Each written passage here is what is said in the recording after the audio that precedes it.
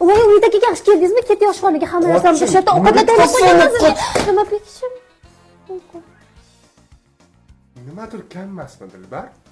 Yo'q, uydaga nima kam bo'lishi mumkin? Xudoga shukr, bizning kichkina kam joyimiz bor, yo'q, hamma narsamiz bor. Gilam.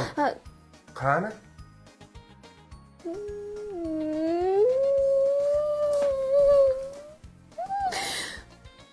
Tok vardı. Nima to'qdi? Kofe amerikano. Kofe? Voy sen qiz. Har doim nimadir to'kasan, nimadir sindirasan, nimadir yirtib yuborasan, nimadir tushirib yuborasan. Stop, taskin. Taskin? Ha. Nima u? Taskin nimaligini bilmaysizmi? Yo'q. Taskin bu gilam yosh korxonasi. Aynan mana shu korxonada har bir gilamlar uchun alohida yondashuv mavjud. Ya'ni har bir gilamning tuzilmasidan kelib chiqqan holatda ular har xil ximikatlar orqali gilamingizni tozalashadi. Bundan tashqari har juma kunga 10% chegirma mavjud.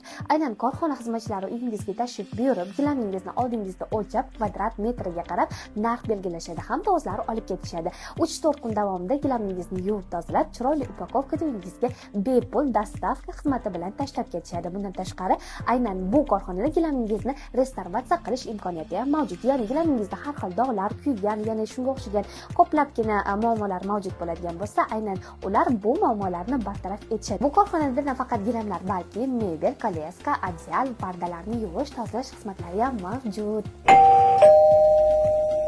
Kelishdi? Bir tomonlama to'kkaning ham yaxshi bo'ldi. Menda hamma narsa rejalashtirilgan aka. Yaxshi. U Toshkentda faqat Toshkentda bormi? Yo'q, Samarqandda ham bor. Nima ichsan? Kofe amerikano. Kofe? A? Yo'q.